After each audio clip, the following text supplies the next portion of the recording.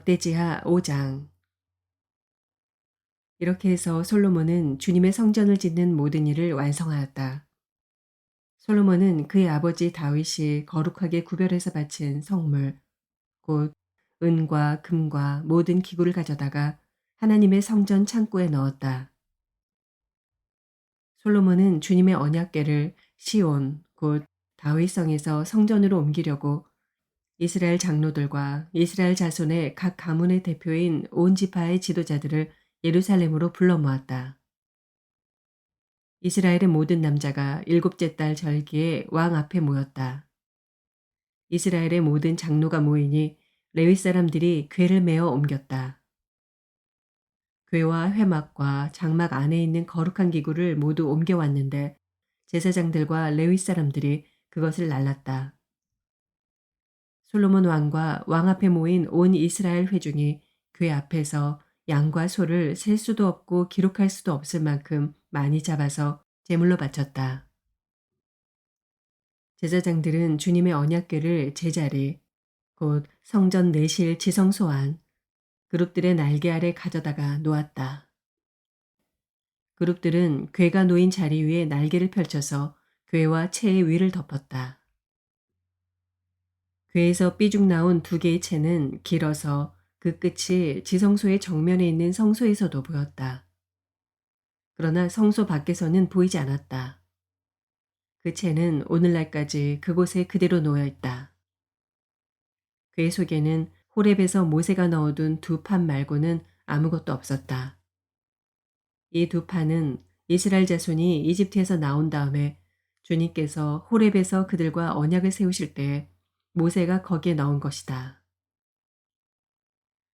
제사장들이 성소에서 나올 때 제사장들은 갈래의 순번을 가리지 않고 모두가 이미 정결례식을 마치고 거기에 들어가 있었고 노래하는 레위 사람들인 아삽과 헤만과 여두둔과 그들의 아들들과 친족들이 모두 모시옷을 입고 신벌주와 검은고와 수금을 들고 제단 동쪽에 늘어서고 그들과 함께 나팔 부는 제사장 120명도 함께 서 있었다. 나팔 부는 사람들과 노래하는 사람들이 일제히 한 목소리로 주님께 찬양과 감사를 드렸다. 나팔과 심벌지와 그 밖의 악기가 한데 어우러지고 주님은 선하시다. 그 인자하심이 영원하다 하고 소리를 높여 주님을 찬양할 때 그 집, 곧 주님의 성전에는 구름이 가득 찼다. 주님의 영광이 하나님의 성전을 가득 채워서 구름이 자욱하였으므로 제사장들은 서서 이를 볼 수가 없었다.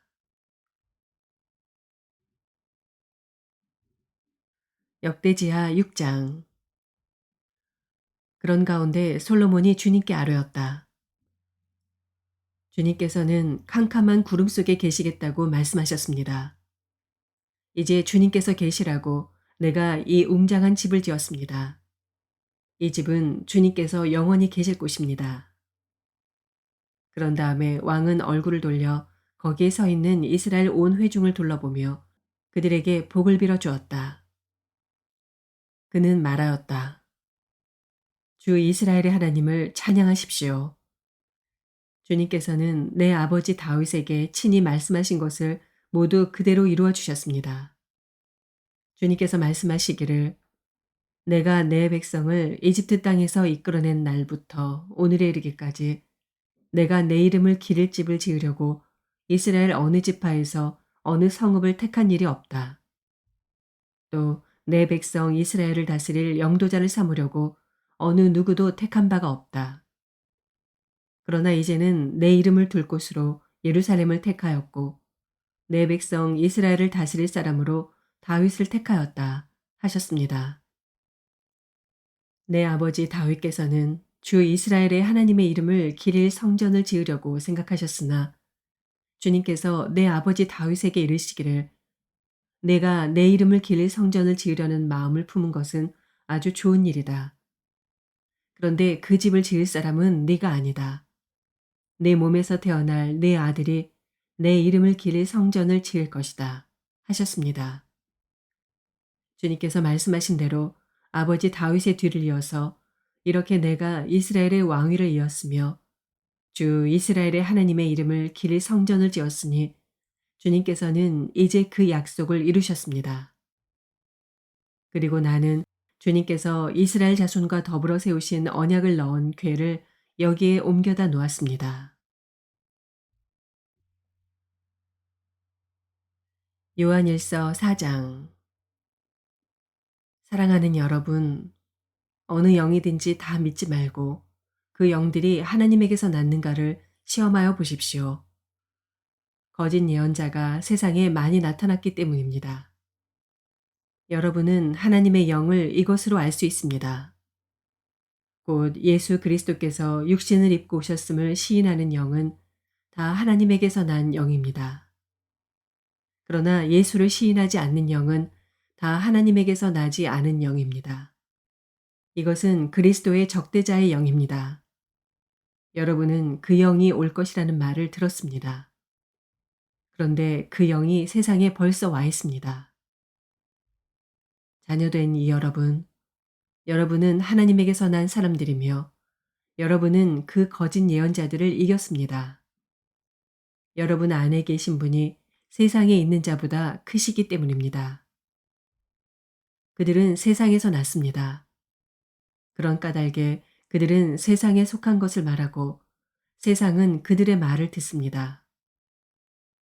우리는 하나님에게서 났습니다. 하나님을 아는 사람은 우리의 말을 듣고 하나님에게서 나지 아니한 사람은 우리의 말을 듣지 아니합니다. 이것으로 우리는 진리의 영과 미혹의 영을 알아봅니다. 사랑하는 여러분, 서로 사랑합시다. 사랑은 하나님에게서 난 것입니다. 사랑하는 사람은 다 하나님에게서 났고 하나님을 압니다. 사랑하지 않는 사람은 하나님을 알지 못합니다. 하나님은 사랑이시기 때문입니다. 하나님의 사랑이 우리에게 이렇게 드러났으니 곧 하나님이 자기 외아들을 세상에 보내주셔서 우리로 하여금 그로 말미암아 살게 해주신 것입니다. 사랑은 이 사실에 있으니 곧 우리가 하나님을 사랑한 것이 아니라 하나님이 우리를 사랑하셔서 자기 아들을 보내어 우리의 죄를 위하여 화목제물이 되게 하신 것입니다. 사랑하는 여러분, 하나님께서 이렇게까지 우리를 사랑하셨으니 우리도 서로 사랑해야 합니다. 지금까지 하나님을 본 사람은 없습니다. 그러나 우리가 서로 사랑하면 하나님이 우리 가운데 계시고 또 하나님의 사랑이 우리 가운데서 완성된 것입니다. 하나님이 우리에게 자기 영을 나누어 주셨습니다. 이것으로 우리가 하나님 안에 있고 또 하나님이 우리 안에 계시다는 것을 우리는 압니다. 우리는 아버지께서 아들을 세상의 구주로 보내신 것을 보았고 또 그것을 증언합니다. 누구든지 예수를 하나님의 아들로 시인하면 하나님이 그 사람 안에 계시고 그 사람은 하나님 안에 있습니다. 우리는 하나님이 우리에게 베푸시는 사랑을 알았고 또 믿었습니다. 하나님은 사랑이십니다. 사랑 안에 있는 사람은 하나님 안에 있고 하나님도 그 사람 안에 계십니다. 사랑이 우리에게서 완성되었다는 사실은 이 점에 있으니 곧 우리로 하여금 심판날에 담대함을 가지게 하려는 것입니다. 우리가 이렇게 담대해지는 것은 그리스도께서 사신 대로 또한 우리도 이 세상에서 그렇게 살기 때문입니다. 사랑에는 두려움이 없습니다. 완전한 사랑은 두려움을 내쫓습니다. 두려움은 징벌과 관련이 있습니다. 두려워하는 사람은 아직 사랑을 완성하지 못한 사람입니다. 우리가 사랑하는 것은 하나님이 우리를 먼저 사랑하셨기 때문입니다. 누가 하나님을 사랑한다고 하면서 자기 형제자매를 미워하면 그는 거짓말쟁입니다. 보이는 자기 형제자매를 사랑하지 않는 사람이 보이지 않는 하나님을 사랑할 수 없습니다. 하나님을 사랑하는 사람은 자기 형제자매도 사랑해야 합니다. 우리는 이 계명을 주님에게서 받았습니다. 나훔서 3장. 너는 망한다. 피의 도성. 거짓말과 강포가 가득하며 노략질을 그치지 않는 도성. 찢어지는 듯한 말 채찍 소리, 요란하게 울리는 병거 바퀴 소리. 말이 달려온다. 병거가 굴러온다. 기병대가 습격하여 온다. 칼에 불이 난다. 창은 번개처럼 번쩍인다. 떼죽음, 높게 쌓인 시체 더미, 셀 수도 없는 시체. 사람이 시체 더미에 걸려서 넘어진다. 이것은 내가 창녀가 되어서 음행을 일삼고 마술을 써서 사람을 홀린 탓이다.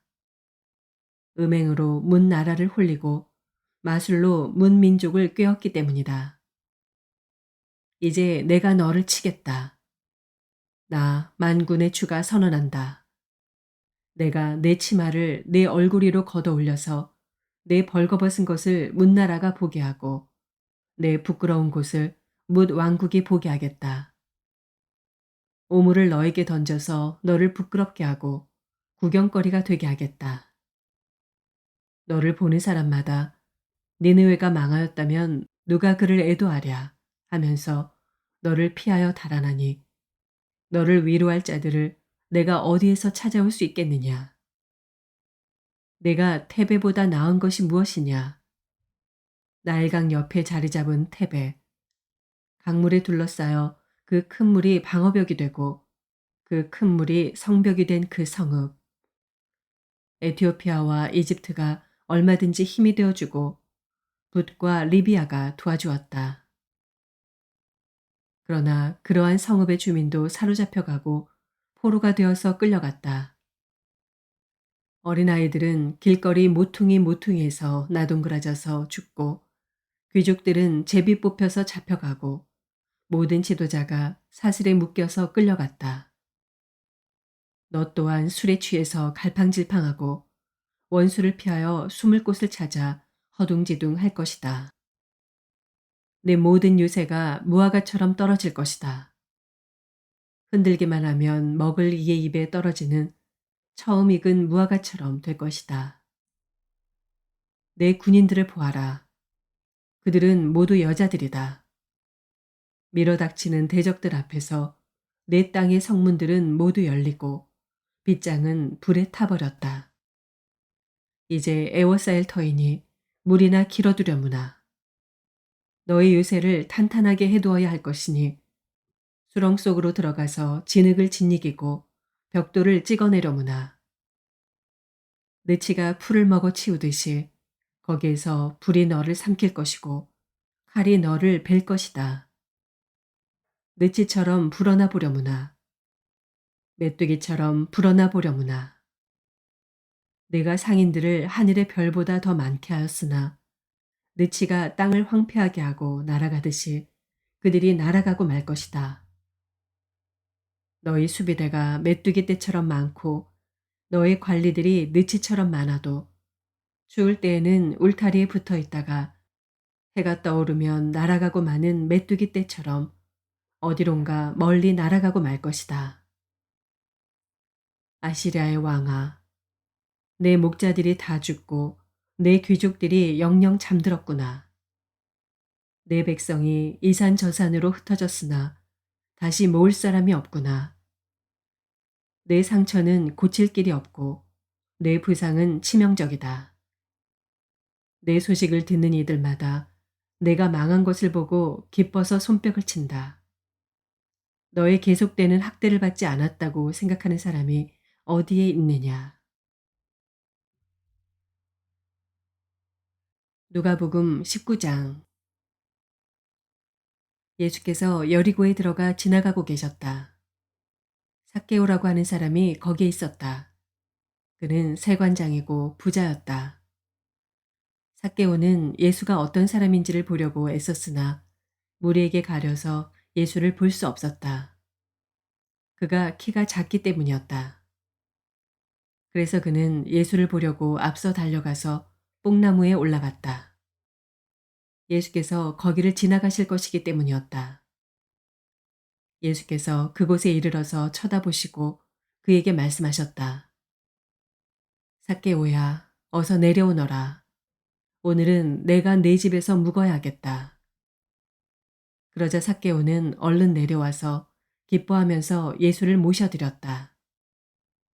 그런데 사람들이 이것을 보고서 모두 수군거리며 말하였다. 그가 죄인의 집에 묵으려고 들어갔다. 삭개오가 일어서서 주님께 말하였다. 주님, 보십시오. 내 소유의 절반을 가난한 사람들에게 주겠습니다. 또 내가 누구에게서 강제로 빼앗은 것이 있으면 네 배로 하여 갚아주겠습니다. 예수께서 그에게 말씀하셨다. 오늘 구원이 이 집에 이르렀다. 이 사람도 아브라함의 자손이다. 인자는 잃은 것을 찾아 구원하러 왔다. 그들이 이 말씀을 듣고 있을 때 예수께서 덧붙여서 비유를 하나 말씀하셨다. 이 비유를 드신 것은 예수께서 예루살렘에 가까이 이르신 데다가 사람들이 하나님의 나라가 당장에 나타날 줄로 생각하고 있었기 때문이다. 그래서 예수께서 말씀하셨다. 귀족 출신의 어떤 사람이 왕위를 받아가지고 돌아오려고 먼 나라로 길을 떠날 때 자기 종 10사람을 불러다가 10문화를 주고서는 내가 올 때까지 이것으로 장사를 하여라 하고 말하였다. 그런데 그의 시민들은 그를 미워하므로 그 나라로 사절을 뒤따라 보내서 우리는 이 사람이 우리의 왕이 되는 것을 원하지 않습니다 하고 말하게 하였다.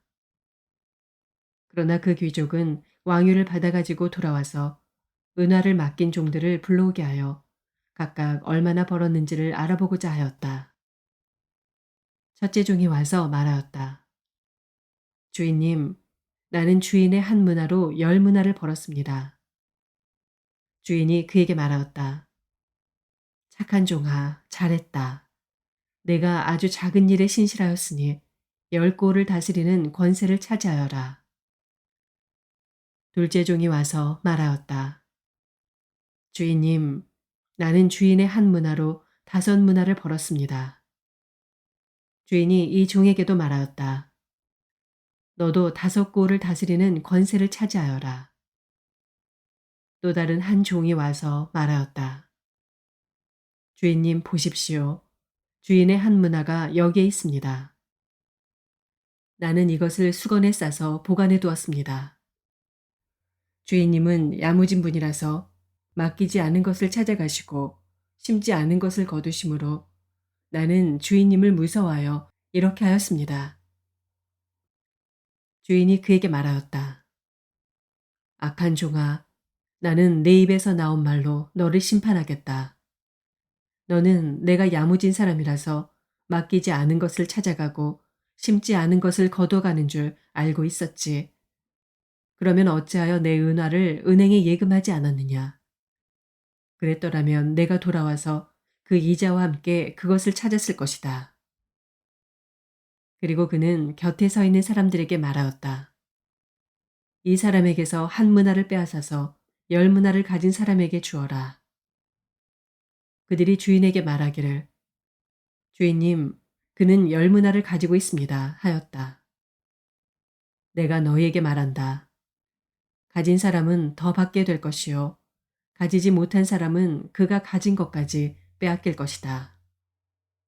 그리고 내가 자기들의 왕이 되는 것을 원하지 않은 나의 이 원수들을 이리로 끌어다가 내 앞에서 죽여라. 예수께서 이 말씀을 마치시고 앞장서서 걸으시며 예루살렘으로 올라가고 계셨다. 예수께서 올리브산이라 불리는 산에 있는 벳바게와 베다니에 가까이 오셨을 때 제자 2사람을 보내시며 말씀하셨다. 맞은 쪽 마을로 가거라.